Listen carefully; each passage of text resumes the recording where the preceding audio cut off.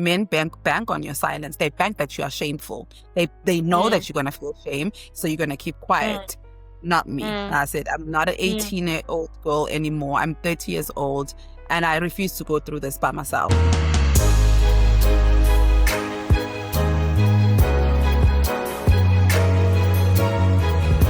Hey mama, welcome back to the Whole Mama Show. I'm your host Aisha Mchuma O'Reilly, and we're revealing the untold stories of motherhood. So this is a story that has so many different versions. I've actually touched on this topic before in an earlier season, but because it is so prevalent in the world, especially here in South Africa, the story of the single mama needs to be told multiple times. With the percentage of single moms in South Africa being so significantly high, especially compared to the global average, this is a societal issue affecting obviously not just mothers, but the future generation of children. And so it's exciting for me to have my next guest, who is, by the way, the first guest of this season. She has been very vocal about her experience and her story with having not just one,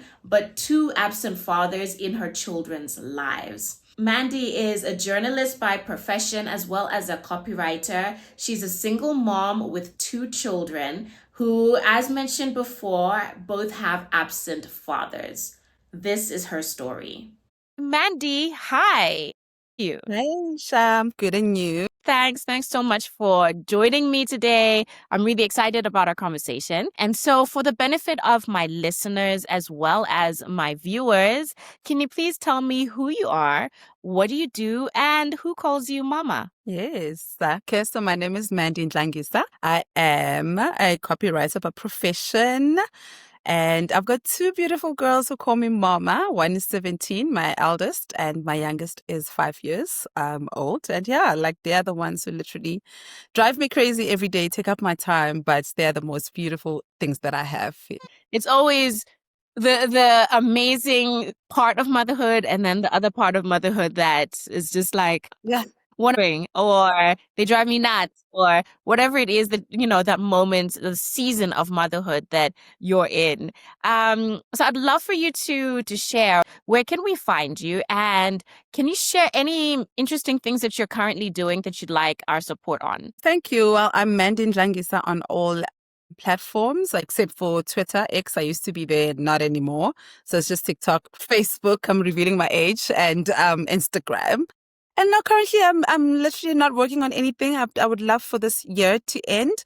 I'm the millennial mom on YouTube, and all the subscribers are welcome, please. So yeah, I think I found you on YouTube first, and then I started following you on your other platforms.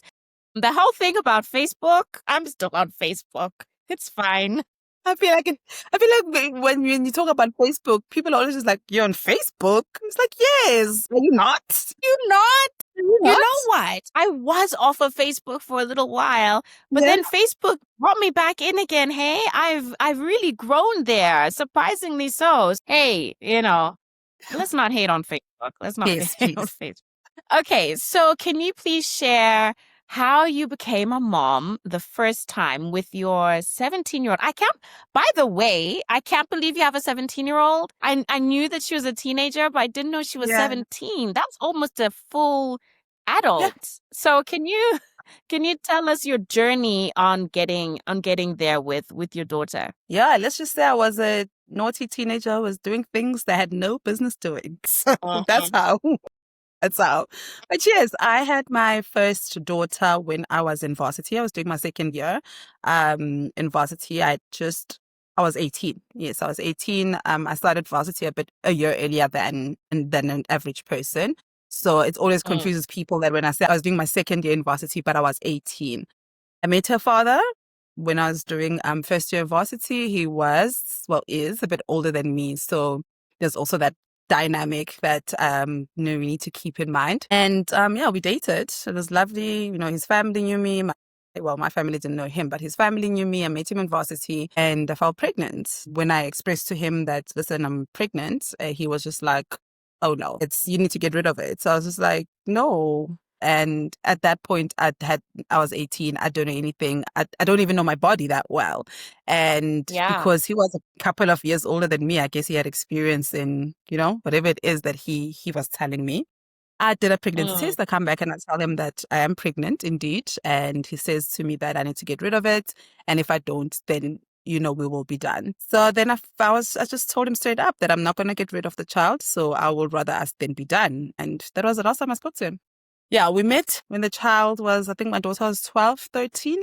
But up until then, I'd never spoken to him. And we only met because my daughter now was just going through her phase with wanting her dad. And I was forced to reach out to him. But yeah, I think the last time I had spoke up until 13 years later, basically, I'd never spoken to him. Yeah. Sure.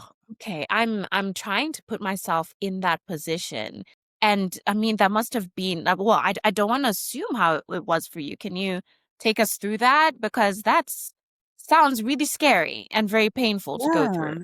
I think at that time I didn't process anything because I just felt like, okay, I'm pregnant, I'm in school, and I just need to get through this. I need to get through this year. I need to get through this pregnancy. I don't know what this feels like. I never processed any of those feelings up until probably 4 or 5 years ago. Before then, I kept it moving. I kept it moving. I didn't think about anything. I was lucky to have a great support system. And I was also lucky. I don't know if I want to say it was luck, but in my class, there was 4 other ladies who were pregnant. So I didn't have to carry the same by myself. Mm, Think one thing I mm, kept worrying about is that you're 18, you're in school, you're pregnant. So when I started I told this one girl that I was pregnant, and she said, me too.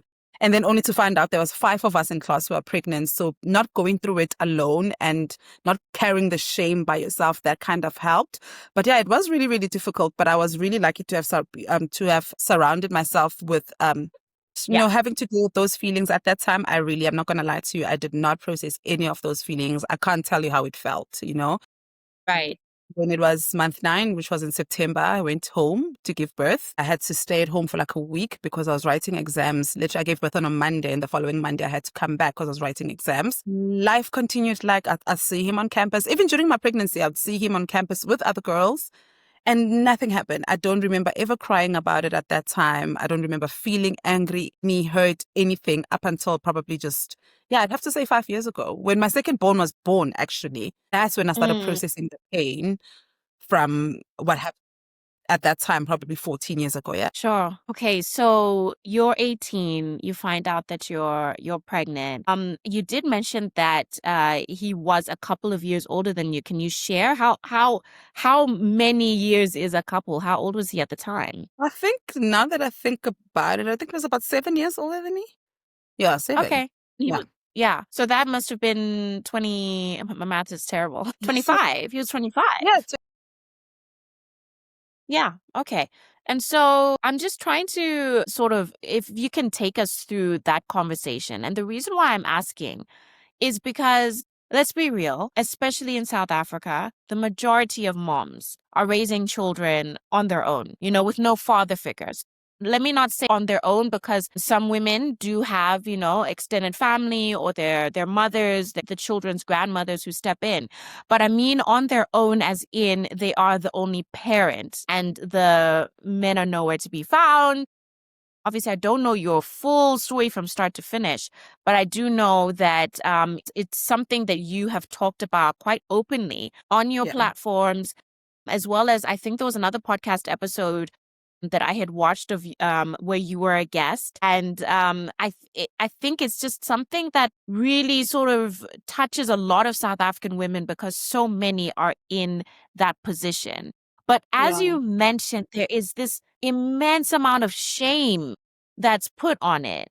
And for me, despite the fact that I can't empathize in the sense that I've been in that situation, but I can empathize with the fact that at the end of the day, you are a human being, a Yeah. woman having hopefully consensual sex or relationship. And this happens. And all of a sudden, it's the man that you created this child with is just, okay, well, then that's it. And literally walks off, like you said, and you see him on campus, still, hanging out with girls and things like that. How was that for you in terms of explaining to your family, because at the end of the day, you needed to take on that responsibility of raising your child.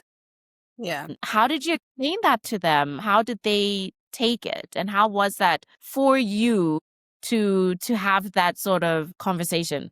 Yeah. Yeah, it was quite difficult because I was the first person at home to go to varsity. My grandmother, my mom, everyone just like was so proud of me. Like, you are gonna get Mm, us out of the hood. So then when you fall mm, pregnant, automatically society tells you that once you have a child, your life is over, especially if you are young. So I had that. yes. I was just like, oh, how am I going to have this conversation with my mom? How am I gonna tell them that I've disappointed them? I went to Pretoria to go study, and now I'm coming back home and I'm pregnant. What am I gonna do? And I come from a strict family.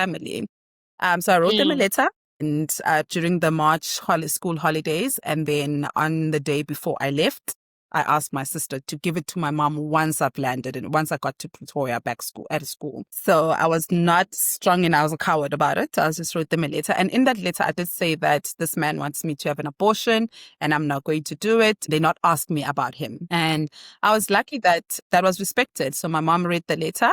And she called me the following day. She said that, okay, I read your letter. Life is about to change for you, but I've got your back. And which was so shocking for me because I come from a family that tells you that if you do this, if you fall pregnant, we're kicking you out. And so I was very, yes. very scared. I was like scared of that I was going to be alone. But my mom said, no, we will be supportive for you. Come home for the June holidays. Let's talk about this. I went home for June holiday and then I went home again for September holidays to go give birth. And my mom said, you know what, go back to school. You're already doing your second year. You will be done soon. I will take care of your child. And she has been doing that ever since. That's beautiful. It really Yeah. is. Because firstly, there's so many women, girls who don't have that loving structure, who do not have that support system, be it from, a religious perspective or cultural or just even financial, for your mother to have embraced you and to have given you so much grace. I think that's absolutely gorgeous. Did your daughter stay with your mother? Did you finish school and then, sort of get her? Have you tried taking a grandchild away from their grandmother? I tried. So I Wow, finished school. okay. I finished Yes. school, I graduated, I got my first internship and I was earning, I think like 5,000 Rand. So I say to my mom, I've got Mm, my job, can I take my child now? She says, you earn 5,000 Rand. What do you think you're going to do with the child with that? I'm like, okay, cool, you're right. She kept saying, work harder, work harder. So every 2 years, whenever like my career would bump up, I'd go home and I'd be like, okay, cool. Now I'm in a better space. Then she'd come over to where I stay. She's just like, this is not a conducive environment to raise a child. Just let me raise the child. Then the conversation ended up being we cannot take the child out of primary school once she starts. So she started mm, primary school, then it was, okay, let's just wait. Then my mom and I just think we had this unspoken then thing that, you know what, it's fine. You can take her forever. It's okay. Up until I felt pregnant. I never planned on having a second child. I thought I was just going to be one and done. And that's why then having a mm. conversation about my mom keeping the child forever was okay, cool, whatever, it's fine. I didn't care to have children anyway. Then when I felt Okay. pregnant the second time, and I was just like, and my mom said, okay, give me that kid. I said, no, no, no, no, no. I actually now want to experience motherhood. And because I want to experience motherhood, I'm not going to raise one child and not the other. So can I please have my firstborn? And luckily, it happened around the time where she was going to start grade 8. So it made sense for her to say, oh, Mm. fine, you can take her. She can start high school in Johannesburg. You can have a life together. But yeah, no, I tried my best every year to go home and say, can I have my child now? They'll be like, no, that's not how it works. No. Wow. That's so interesting. I'm like, I don't know. How did you feel about that? How did you feel about your mom sort of holding on to her for a bit longer than you anticipated? You know what, actually, to be honest, I was grateful. I was glad because I don't think that I Mm, wanted to be a mother. I don't think that I mm, had it in me to be a mother. I did feel like my child has a better opportunity that with my parents and at home it's mom and dad. So she's got a mother and a father figure at home. I justified it in that way that, you know what, she's better off there. I'm in mm. the streets. I'm young, wild in the streets, and I'm just not going to be a good parent to her. So yes, I would go home and say, yes, I think I'm ready now. But deep down, I was hoping that, my mom says, no, you're not. And she would say it all the time. up until I felt it in my heart that, you know what, no, now I want to be a present mother. And now, and not only do I have the financial means, I have the emotional capacity. I'm grown. Like I've grown, I've seen my mistakes. I know what I've done. I'm working on myself. So I'm ready now. But when it was happening, I was okay with it, sadly. Yeah. Yeah. Yeah. I'm curious, why do you say sadly? Because I feel like as mom that everyone expects you to have this instinct that needs to kick in. You're a mom. You Yeah. need to live with your children. You need to want to, you need to have it in you. And I don't think that it comes naturally for all of us. And I think that I've carried that for me, motherhood did not come naturally for me. And it's not something that I wanted. Yes, the children are here, but if with the information that I have now, if I would go back, I would do things differently. And we get shamed for admitting that. We get shamed for saying that as if we're saying we regret our children or we don't love our children. No, it's just I don't have it. It doesn't come naturally for me. It's something that I have to work on, have to pull. So then, but because I know how society takes that, I always then feel the shame and the guilt of being okay without living with living without my children my child at that time. Yeah. I'm wondering, how you were saying earlier that you hadn't really kind of processed your child's father literally abandoning you. Let's be real there until recently. So up until then, when you're saying now that looking back, you don't think that you had the capacity, which I completely understand. Would you say that part of the lack of capacity was because he wasn't around? And I'm asking from a hypothetical perspective, if he had stayed, do you think your decision might have changed in terms of how your daughter was raised in her formative years? Yeah, probably. I've seen how women with supportive partners operate. And I do believe that then it would have been different. And not even him being a supportive partner, just being a father. We didn't have to be Yes. together. I've Right. seen how women who co-parent, how they are compared to women who don't. So I do think that it would have been a little bit better. And his family is this side. So I think that if they also could have helped co-parent with me, things could have been different. I think that's just that idea of knowing that I'm a child myself. I'm in my early 20s. I'm doing this by Yeah. myself. I'm going to Yeah. raise the worst human. I'm going to raise someone who's going to hate me, and I might even resent them because we're just kids at the end of it. So I do believe that if it was around, my view would have definitely been different. Yeah. I'm wondering, how you're saying now that, if you had kept her back then, you might have ended up, you didn't want to sort of raise somebody who, like you said, like a bad person kind of, like you would have raised her badly, and possibly the resentment part. I think the resentment part for me is always very interesting. And it goes to the shame that society loves to place upon us as women and as mothers, that exactly what you're saying. Everything should just come naturally, motherly instinct, and it's across the board for everyone. But there are times and there are moments where you have to almost, I don't want to use the word force, but you have to remind yourself that this is your child. Yes. And you can't take things personally, and you can't sort of place so much responsibility of your feelings on them, etc. But at the end of the day, you're still a human being. And that is Yes. very, very possible. And just like you, there are so many women, not just in this country, but around the world, who end up having children that they didn't want, right? And sometimes they end up falling in love with the kids, which is great, but there is that chance that that motherly instinct, that unconditional love just doesn't kick in. And so I'm really glad that you touched on that, because it's almost as if your 18-year-old self knew that you weren't going to be able to, sort of like shape your daughter in the way that your mom and your dad could shape her. You didn't have the capacity, as you said, to use your word. So is that something that you think you did know back then? Or is it only something that you realize in hindsight now as an older woman? Definitely in hindsight, because I every now and then I'd go back to my mom and say, I'm ready.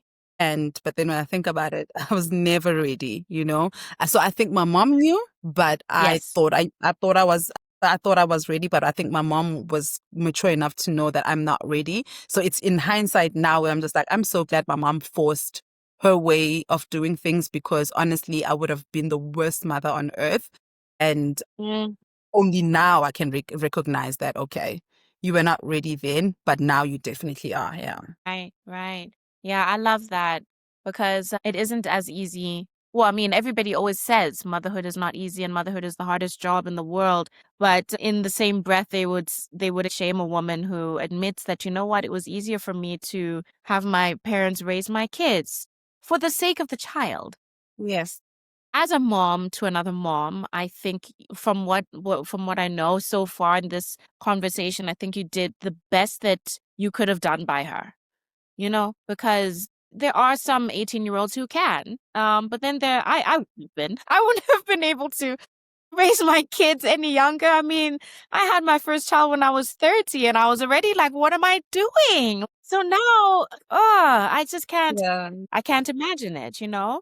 But your general mental health and well-being back then, when you first had your child and when you gave her to your mom to raise or your mom took her, how would you describe that? Sure. No, actually, I was not aware. I was not. Mm, I literally, when I say I kept it moving, I kept it moving. And I mean, it was 17, 18 years ago. yes. The language we have now for mental health is not something, it was not, we did not know what, Mm, anxiety was. We didn't know what depression, maybe we did, but yeah. we were not as aware as we are now. And also, I do believe that there's a part of me that blocked a couple of those years away, because it just, when I think even the birth itself was traumatic. Having to go through 9 months Mm, by yourself, 18-year-old, is quite traumatic. So I think my brain just protected me by literally shutting everything down. And only, yeah. as mentioned, only 5 years ago, now things are coming back. And that's because now I'm active. I'm Mm, actively trying to deal with those emotions and they're coming back. But I think that back then, I cannot tell you what I was feeling, what I was going through. But I do know that I started just like living a life that I'm not proud of. Like I started just being outside a lot, drinking a lot. I don't know if that was even, I remember like I gave birth on Monday and then I came back to school on Saturday because we were writing exams on the following Monday. And on that Saturday, I drank so much and I had never drank before. So I think just after that, now in hindsight, I'm just like, I was clearly just numbing the pain. I was clearly numbing something. And life did not move well after that. It's only now that I'm thinking about it. I'm just like, okay, I think it was my body's way of responding to what it had gone through, but my mind did not want to admit it. Yeah. mm. Are you, I have to just ask, I mean, is that a part of your life that you're comfortable sharing and giving us some kind of, when you say that you weren't proud of it, is it something that you're able to elaborate a Yeah. little bit on? I was just drinking like there was no need. I was just drinking a lot, partying a lot. Yeah. Yes, I was Yeah. responsible in a way. I mean, I had a job, I'd go to work, but like I had nothing else to do. All I looked forward to was coming back home and spending my last 100 rand buying booze. I spent a lot of time around friends and men I had no business spending time with, because I was just such a broken version of myself, and they filled it with what I needed at that time, which was alcohol. Yeah. Right. Right. I'm wondering now, do you think that was a response? I think you were sort of touching on that earlier, but I don't want to assume. Do you think the sort of lifestyle that you kind of followed afterwards was a response to the gravitas of pregnancy, birth, all of and postpartum and going through all of that while you're studying, while you're young, after the father of the child has, washed his hands of everything? Do you think that was a response to that? Or do you think it was possibly something else? I think it was a response, definitely a response, and also I'm getting my life back in a way, because I felt Yes. like a year was taken away from me. But then from when I Yes. think about it, I'm just like, there could have been other ways I could have done it, because as mentioned, I'd never had a drink before. And then all of Mm, a sudden I'm just drinking like myself to oblivion. And I think it was definitely a response because I was trying to numb whatever it is. mm, And also you know that people are talking about you. You know that people are mm. feel pity for you. You know some people are shaming you.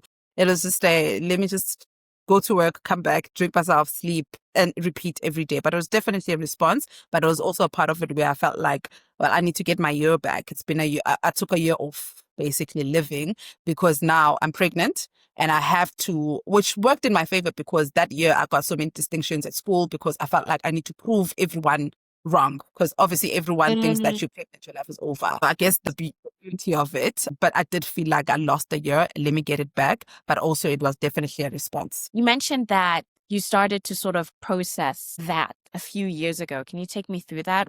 I know obviously the trigger for you was you expecting your second child, but I'd love to hear a little bit more about that journey. And where are you now in terms of how you feel about him and his absence in your daughter's life? Yeah. So yeah, you're right. So what triggered me to revisit those emotions was being pregnant again 12 years later and having the exact same thing happen again. 12 years Mm, later. So I was just like, okay, I know this I know this. The only difference was that my second child's father was very involved in the beginning of the pregnancy. He was very happy that I was pregnant. Then at 4 months pregnant, then he abandoned me, disappeared, blocked phone calls, everything. So then I had to be like, okay, this again. And this time I felt like I was tricked because the first time he said, my first child's father said, get rid of this child or we're done. So there was the yes, option.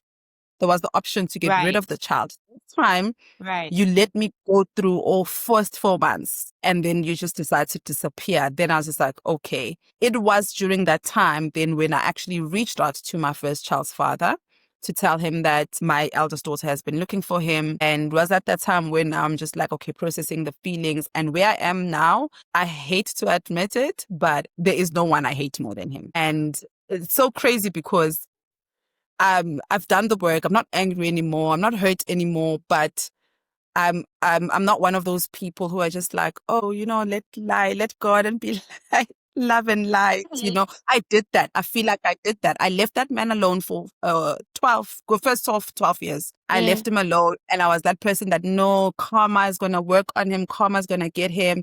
And nothing was happening to him. So for me, I was just like, oh, well, then whether I'm mad or I'm not, nothing's happening to this man. So let me be true to myself and feel the feelings that I feel, which is anger. And I'm mad and I honestly hate you with all of my guts because it's not just me that she broke, it's my daughter. When my daughter was 12 years old, she asked to reach out to him. I said, no, yes.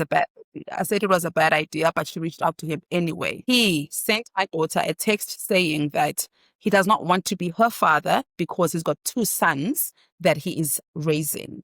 Was when, what is it called? Something in my brain was altered when Mm, he sent mm, a mm, text to my daughter, 12-year-old, saying, I don't want to be your dad because I'm a dad to two boys and I need to focus on my boys. That was when for me, I was just like, okay, we're on now. Like it's on. It's one thing for you to tell that to me. It's another thing yeah. for you to text the 12-year-old. You could have literally blocked her rather Mm, blocked her mm, and tell me to tell her to leave you alone. There were so many things that you could have done. Instead, you chose to use those words to a 12-year-old. You destroyed my child, a girl child, hearing her father say, I don't want to raise you because I'm raising my two precious sons. You're already creating such a horrible relationship between your children because you're going to die and these are siblings. They need to know each other. You're already creating. yes. So, do you think that my daughter is ever going to be okay now with your sons? Because she'll always look at them as the chosen kids. You're creating such a horrible environment for the children. But for my daughter, for you to say that, and that was for me, that's when my brain was altered. And that's when, for me, that's when I started dealing. That's when I started realizing, good to know.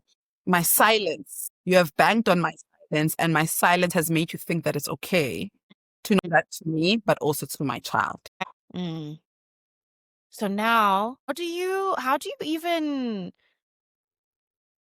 even sort of pick up those pieces for like for yourself? Because like you said, you've broken my daughter because there's you where you experience that abandonment by this man, and then now 12 years later your daughter's going through that abandonment directly. I mean, it was already there obviously because he was never part of her life, he was always absent, But now exactly that, hearing it directly from him, and worded in the way that it was worded. How are you dealing with that? Yeah, I don't think we'll ever stop picking up those pieces. Mm, Luckily, by the time all of this happened, I was in a better financial, emotional, and mental state for me to say, yeah. you know what, the only way out of this is through therapy. And then I started therapy for myself to be able to handle then my daughter's feelings and to even understand her, because I'm also angry, and I'm also angry at you for asking me for your dad. You know, how dare you ask? Dare you sit here and say, but I want my dad? How dare you? Now I'm going through all of these emotions and I'm angry at you, but it's misdirected anger. I have no right to be angry at you. You have every right to ask, where's your dad? But I don't know where he is. So I don't know who to direct this anger to. So I think Mm, because then I had the resources now, I had the knowledge now I'm aware. I know, like this therapy and stuff. So I started therapy then to be able to handle my daughter's big emotions. I got to mm, a point where I was even more financially stable than she started. So she's got her own therapy. I have mine. It has not been easy. It's not really because you have to be so intentional about dealing with your emotions, dealing with emotions you don't want to deal with. Don't want to sit and deal with the fact that there's a man who abandoned not just me 18 years ago, but his own child. And yes, yes. it's not that he can't be a father, and because he's a present father to his two sons. So you just don't want to Mm, be a father to my child. So you just have to, there's so many things to take into consideration when you have a deadbeat. I think sometimes it's so much better when a deadbeat is going to be a deadbeat to everybody. But now you're yeah. choosing who to be a deadbeat too, So how do I not take that personally? How does my daughter not take that personally when you say I'm going to be a father to my kids? So what's so special about the other two? What do they have that I don't? You're playing with my Mm, child's emotions, her insecurity. Also, she's at that age where she's a mm. preteen. She was preteen at that time. So everything is sensitive. Everything is personal. So now having to deal with all of those emotions, not just hers, but mine as well. I don't think we'll ever stop. I think it's just a never ending journey. And I don't know. It's I almost feel I shouldn't be as angry as I am about the situation of, single moms. And the reason why I say that is because I'm not a single mom, but it angers me. It Yeah. angers me. And so hearing, I have some friends who are single moms, some former colleagues and everything. But, just hearing the different versions of this story of how a single mom came to be. What I'm picking up from you is very similar to what you were saying, that he has chosen to be absent from your daughter's life more than once. He chose the first time when you were pregnant. And then when he had that opportunity 12 years later, hopefully after he is matured, hopefully after he has become more established in his life, and for whatever reason that he didn't want to be a father 12 years before because he was young, but then still deciding not to Yeah. and handling it the way he did. I think this is why, for me, it's so important to have these conversations, because I don't think society really gives a lot of single moms that opportunity to really share what happened. It's almost as simple, and I put that in air quotes for anybody who's listening to this conversation. It's almost as simple as, oh, she's a single mom. There's like a narrative that they sort of put together in their head about how she became a single mom. Yes. But her story is never explored. How did she become a single mom? How did the child's father become absent from the child's life? That, for me, is what we should focus on.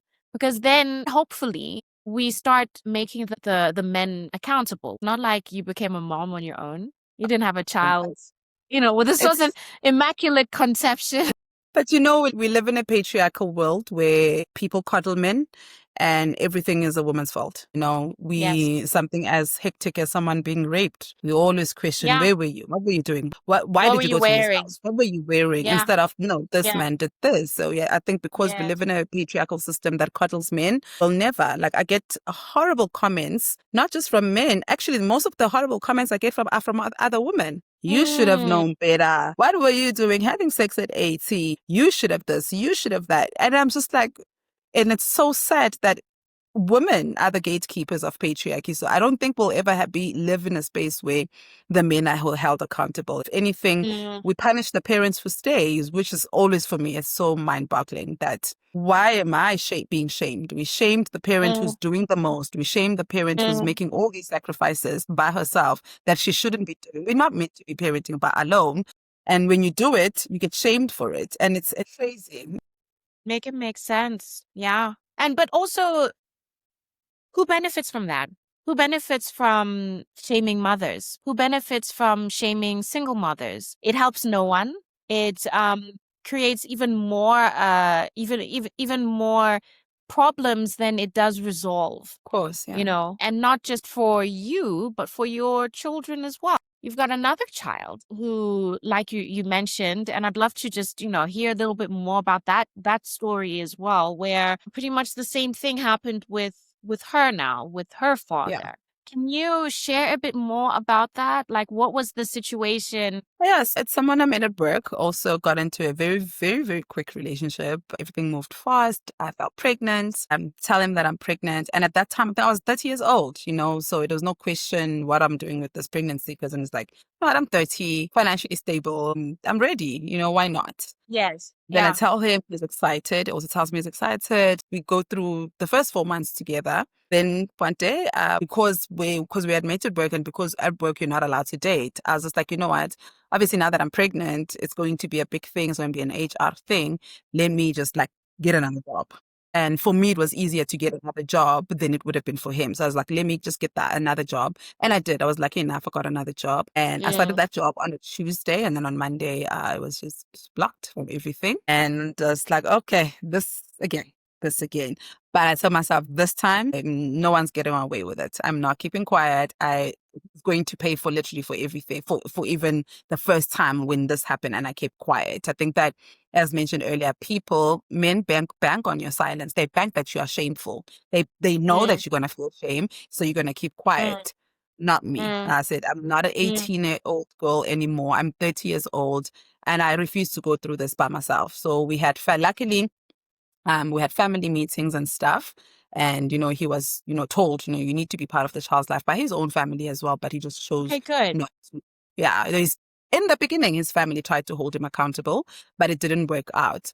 And once the child was born, I knew that I was going straight to maintenance court. And I figured that, well, since I'm here, I do have another person who has not been part of my child's life at that time now for 12, 13 years.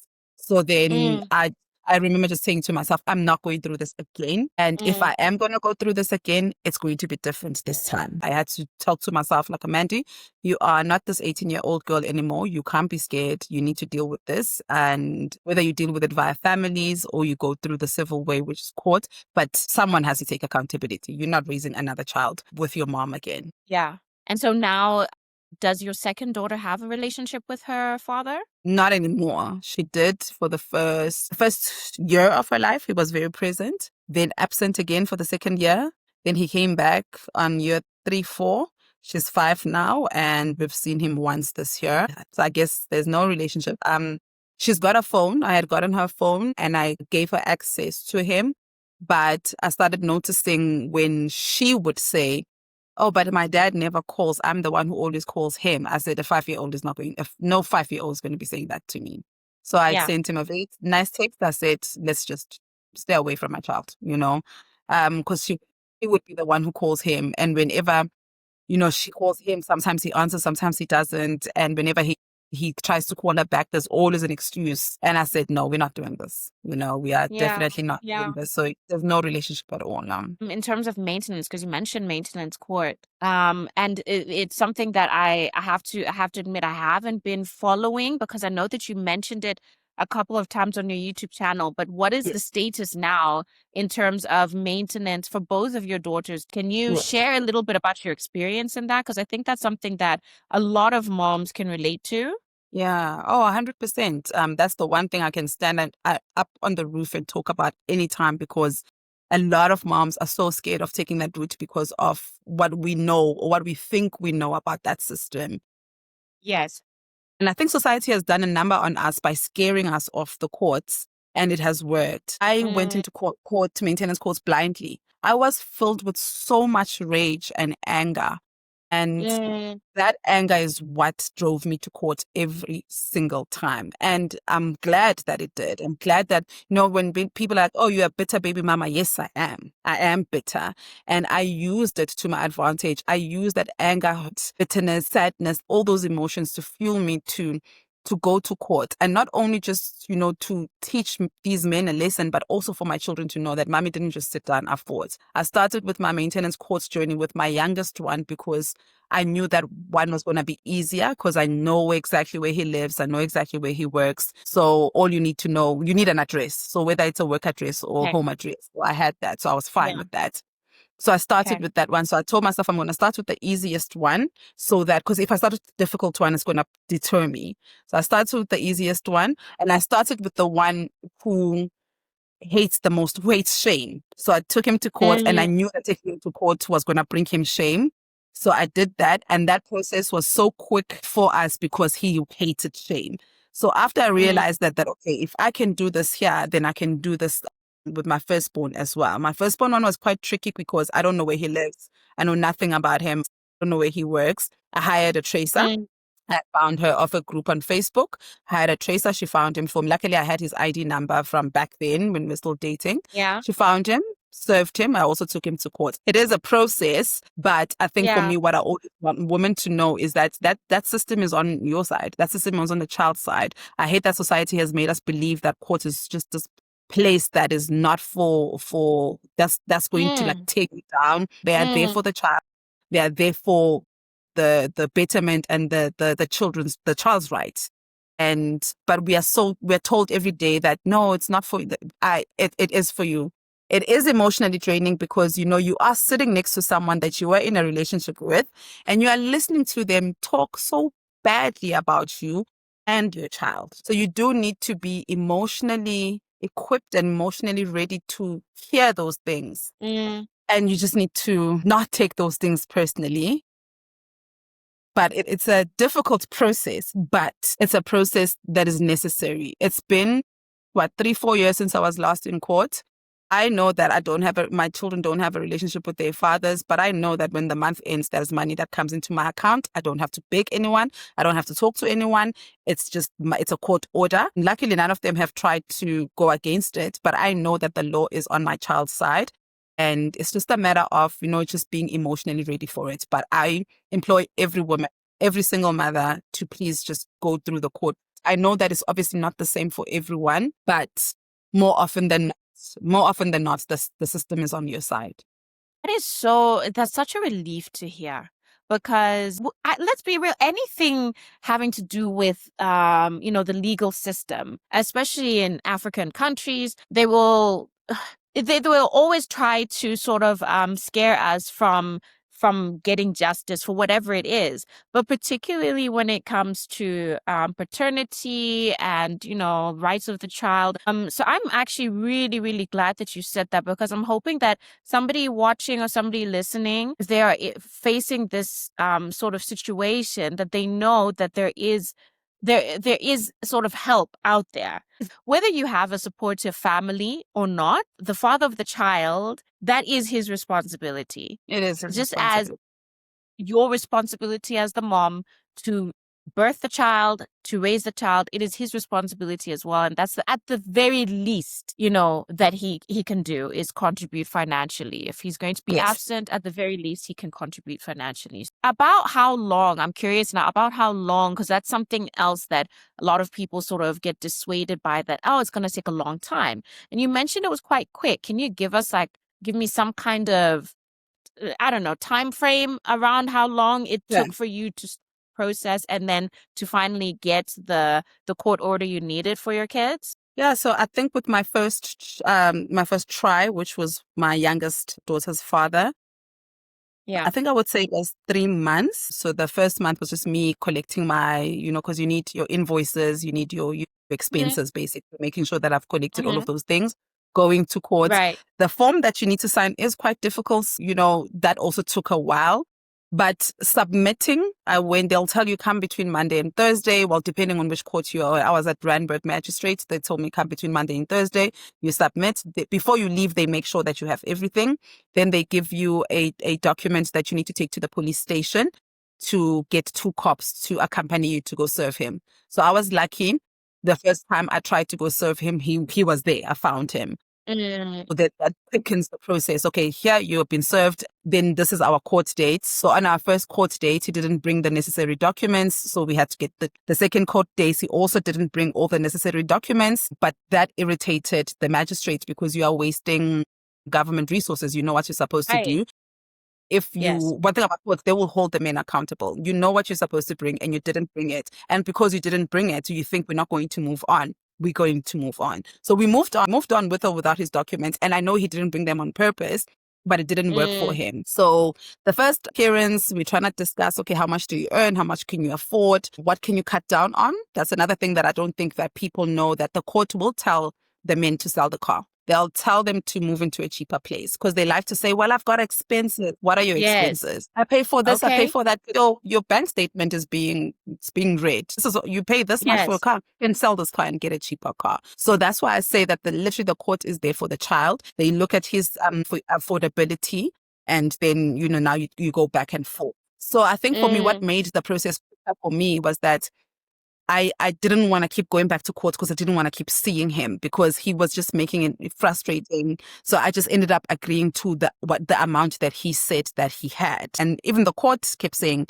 we can go higher if you want. I said, no, it's fine. I don't want to fight. I'm tired. I'll take the amount that he says. So in 3 months, 3 months, everything was done. With the second time I tried it, because I was struggling finding the father of my child. Whenever I'd go, my eldest daughter, whenever I'd try to go find him, he would run away, He ran away a couple of times, so I couldn't serve him. And unfortunately, if he's not served, then he can argue in court that he didn't know he was supposed to be here. Luckily for me, I don't fear anyone. I found out his job and I just sent the order through his and he showed up in court. So that also took a bit longer because we were struggling to agree on an amount. So that's the one thing that makes the longer. It's when you struggle to agree on an amount. No other women do also struggle with once they get there, all of a sudden the father wants a paternity test. So that process will take longer. But I mean, you know what, my experience, 6 months to a year, and it's up to you. I think it's up to you how long you want to push it. If you have the energy, if he's saying, well, I've got 2,000 rand instead of 5,000, if you have the energy to say, okay, let's come back next month, maybe next month you'll have 3,000 rand. It can take up to a year then, but it's honestly up to you. For me personally, I was just like, what, just give me what you have. I just came here to teach you a lesson, basically. Yeah. That's I'm relieved, and also surprised, because even for me, I'm just like, that's really not bad compared to the stories that we hear. 3 months, 6 months for, a child who, let's be real, you're probably going to be supporting this child even more than 18 years of their life. So if you're able to actually, like you said, have that capacity to keep going until you get what you're going to be comfortable with receiving from this man, then I think that's great. Thanks so much for sharing that. I think that's going to help so many moms.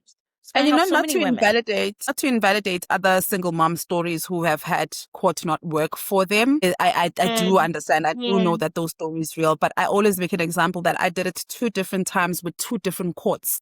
One was in Randburg Magistrate and the other one was in Roodepoort Magistrate, and they both worked out the exact same way. So I do know that there are cases where courts don't care, but the experience that I have, even other women that I speak to, the one thing everyone has in common about the court process is the emotional draining of it all. It is really, really difficult, Aisha, to sit next to someone and listen to them tear you down. And they speak about your child like they are nothing, and you're sitting next to them and you're just like, this is the person I was in a relationship with, or this is the person, we made this child together. So that's the most difficult part for me.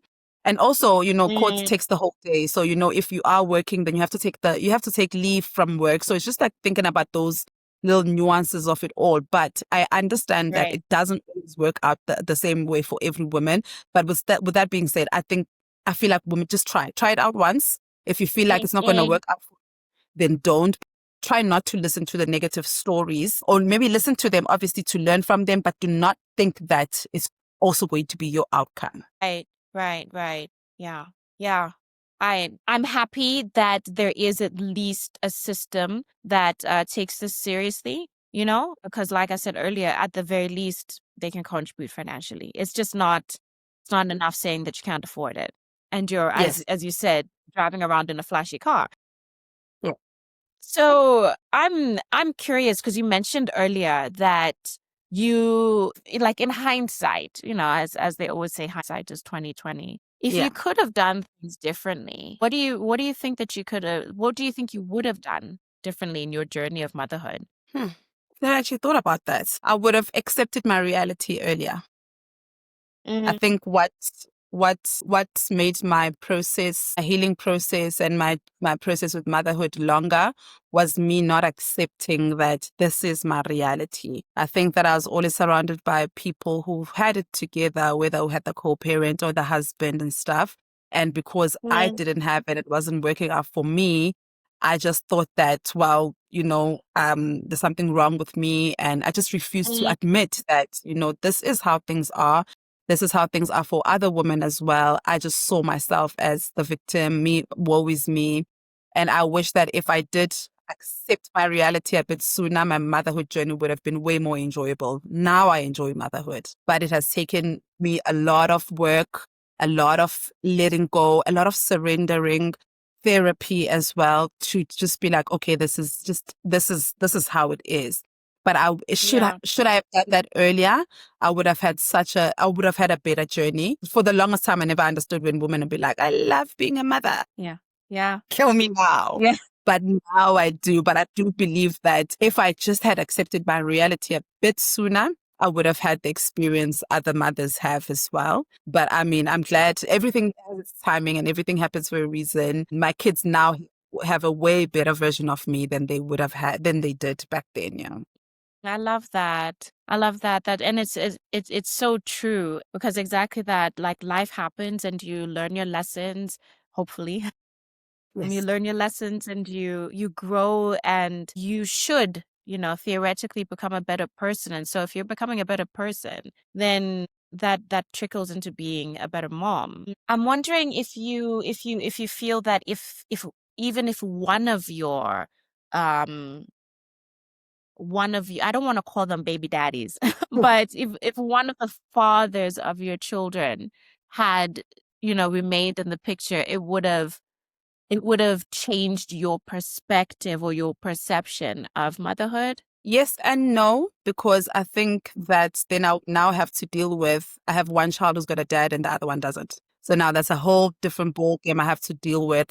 Now it's just Mm, easy for me, not for my children. It's easy for me to just like, both my kids don't have dads. We know how this is going to go. We know how we're going to deal with this. I don't think I would have been able to navigate it properly, dealing with, because what happens now when he comes and takes his kid for the weekend?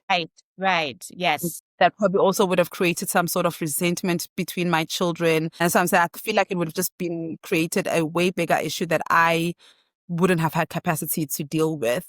Mm, I do also believe then I would have been a bit of a more relaxed mother, because using the same example, if you're coming to take the kid for the weekend, then now I just need to be focusing and parenting on one child. And then we have more time to mm, spend together. Then, we can do more things. It definitely could have worked. It could have worked, but it couldn't have worked. And yeah, I do think about it. But I think that, what God knows why, things are done a certain way. And the way that it has happened now is yeah. is a way better way for me to handle it. And selfishly, because it benefits me, not my children. But I don't know. For me personally, the word selfish, and when it comes to motherhood, I think we should be more selfish. I really do, because our children will benefit from it. So if it's something that benefits you, the child inherently, benefits Yes. from that, whether it's that you're more mentally stable or financially stable, emotionally, or whatever it is that betters you, or puts you in a better position. it then trickles down to them. I've never thought about it that way, but you're right. Yeah. Happy mom, Yeah. happy kids, I guess. Happy mommy, happy baby, happy mom, happy kids. It's not the other way around. I just don't believe in that. My kids can be super happy, sure, but if I'm struggling as their mother, then nobody wins. Nobody wins in that Yeah. situation. Yeah. You mentioned something earlier that I'm so intrigued by it. When you said that a lot of people call you a bitter baby mama. Can you share a little bit more about that? Now, when you say people, is it people in real life? Is it people online? Is it a mix of things? Is it men? Is it women? Because I can just imagine people using that phrase and sort of like throwing it at you because it sounds absolutely horrible. So I'm curious, can you share a little bit about that? It's everyone and everything that you've mentioned. I think that any woman who holds men accountable will be called a villain. And in my case, then I'm a bitter baby mama. So it's just because I talk about it and people are just like, oh, stop talking about it. You're so bitter. You're bitter because he didn't choose you. No, I'm bitter because he left the children. People personalize when a mother is fighting for their children. And I think because people love romantic relationships so much that even when you are fighting for your children, they think that you are fighting for this man. And I'm just like, I don't want this Yes. person. So they call you Right. bitter. They call you jealous. Oh, you're just jealous because he's remarried. Or you're just jealous because he didn't choose you. No, I'm not jealous. Yes, I might be bitter because why aren't you parenting my children? I don't know how many times on social media, as mentioned earlier on, I was on Twitter. I left Twitter because that was just the notion. Whenever I would just like talk about, the struggles of being a single mom with deadbeats, then you're just bitter. You're just mad, Mm, mm, you know? mm, mm, mm. And eventually it just starts bouncing off you, but it gets to you in the beginning. And I think when it stopped getting to me was when I said, yeah, actually I am bitter. I have every right to be bitter. You're like Yes. calling people bitter baby mamas. You're like calling women bitter. Yes, what's the alternative? So yes, Yeah. yeah, there was a time, but yeah, it's been like people I know in real life, comment section, social media. Even to today, the minute I talk about the struggles of dealing with deadbeats, are you going to keep talking about this forever? Let it go. Let it go. You're just bitter now. It's like, okay, then. But it's Yeah, ongoing. It's it is. ongoing. It is. It's It will not never like stop. you pop the babies out and then that's it, It's ongoing. Yeah. So, and there's so much emotional trauma that you have to work through, which you are working through. Yeah. So that's very interesting. And I hate that women have to go through that. I Thank really you. do. Because it makes no sense. It makes sense in a patriarchal view, but I don't see things from a patriarchal view. I see things from a matriarchal view, and it just makes no sense. So Yeah. thank you so much, Mandy, for chatting to me and sharing this. Before I let you go, what would you say is your whole mama truth? It's okay to admit that I don't have it all together all the time. It's okay to admit that I don't always like my children. And it's okay to admit that motherhood is not what I thought it would be. Yeah. 100%. Thank you. Thank you so much. Thank you. So that was a really, really deep conversation. I know that at the end of the day, there's so many nuances to the single mom experience. And like I said earlier, this is just one of them. For me, at the end of the day, the core issue is deeper than men deciding that they don't want to be fathers. It is how have we as a society enabled them to get away with this. I am so relieved to know that legally the courts are behind you as a woman, as a mother, looking for support and financial contribution from your children's fathers.